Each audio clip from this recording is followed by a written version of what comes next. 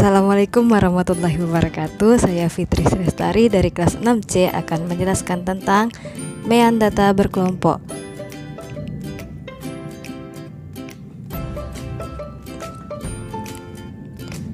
Penyajian data berkelompok. Data kelompok dapat disajikan dalam bentuk tabel distribusi frekuensi, diagram batang, dan lain sebagainya. Berikut beberapa contoh diantaranya, yaitu ada penyajian data dalam bentuk tabel dan penyajian data dalam bentuk diagram. Penyajian data kelompok dalam bentuk tabel yaitu ada TB atau batas bawah kelas, dan ada frekuensi yaitu banyaknya data yang ada di rentang kelas pertama. Nah, P itu ada panjang kelas.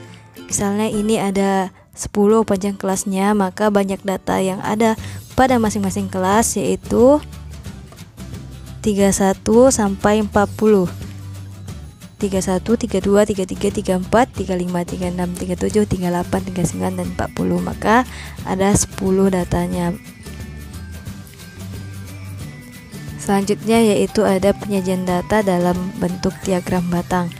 Nah, di sini ada banyaknya data yang ada di rentang kelas pertama. Misalnya bisa jadi ini kita sebut frekuensi, dan ada P panjang kelas, dan ada TB yaitu batas bawah kelas.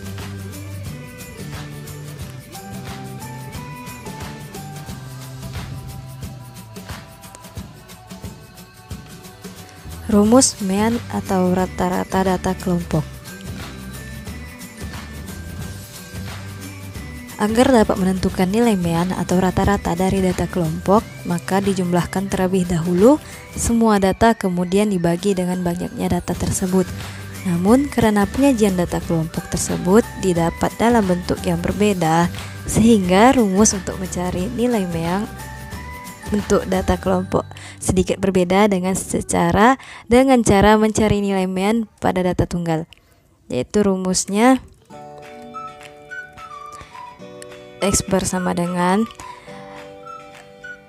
X1 F1, maksudnya yaitu adalah jumlah hasil dari nilai tengah dikali dengan frekuensi per frekuensi 1, frekuensi 2, sampai frekuensi seterusnya. Atau bisa juga kita menggunakan rumus yang di sampingnya, yaitu sigma XF per sigma F. Nah, ini ada keterangannya, yaitu F1 X1 adalah jumlah hasil dari nilai tengah dikali dengan frekuensi. X bar adalah rata-rata hitung data kelompok. F1 adalah frekuensi dari kelas pertama, dan XI itu adalah nilai tengah kelas yang pertama. Contoh soal. Rata-rata berat badan dari 60 siswa terlihat pada tabel berikut adalah.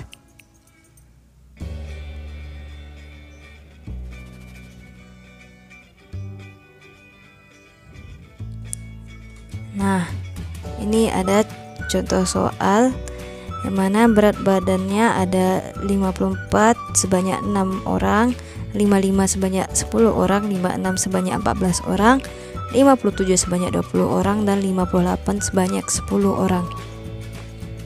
Maka cara menjawabnya yaitu kita masukkan rumusnya X bar sama dengan sigma Fx per sigma F.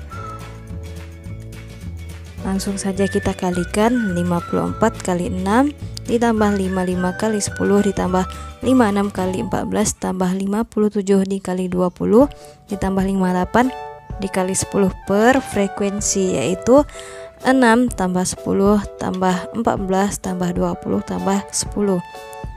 Maka dapat hasilnya yaitu 56,3.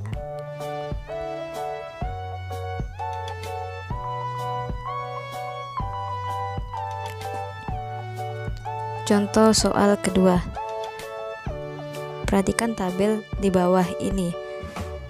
dari data frekuensi di atas, rata-rata distribusi adalah. Nah, soal ini berbeda seperti soal yang pertama. Di sini memakai panjang kelas atau interval. Cara menjawabnya yaitu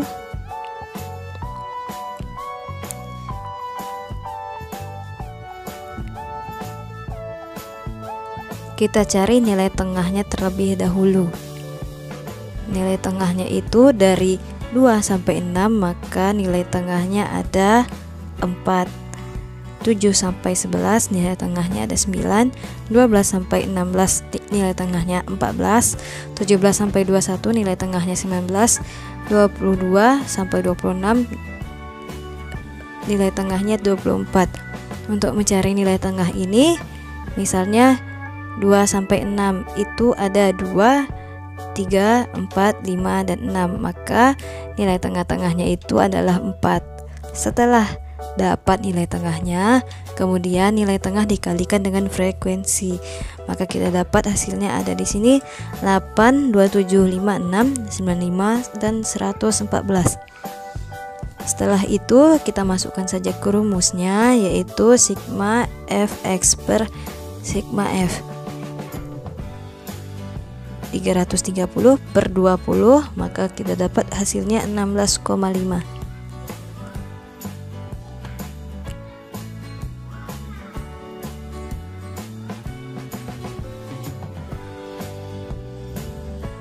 Ada contoh soal lagi, yaitu perhatikan tabel di bawah ini.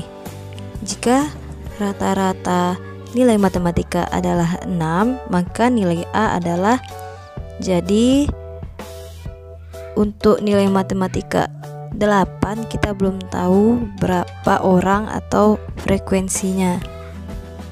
Cara menjawabnya yaitu kita masukkan rumus terlebih dahulu. Rata-ratanya sudah kita ketahui, yaitu 6. Maka kita masukkan saja angkanya.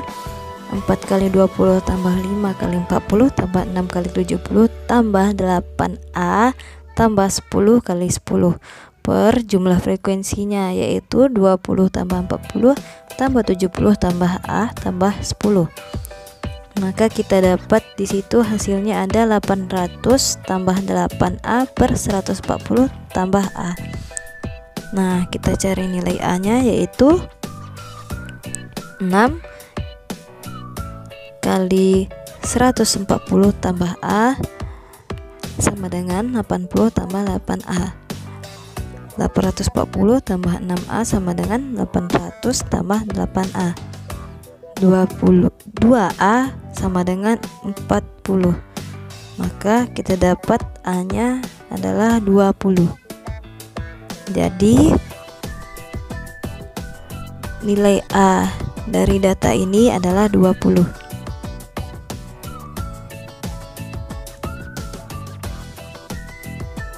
Nah, ini ada contoh soal yang mana teman-teman bisa menguji kepahamannya terhadap dengan data berkelompok.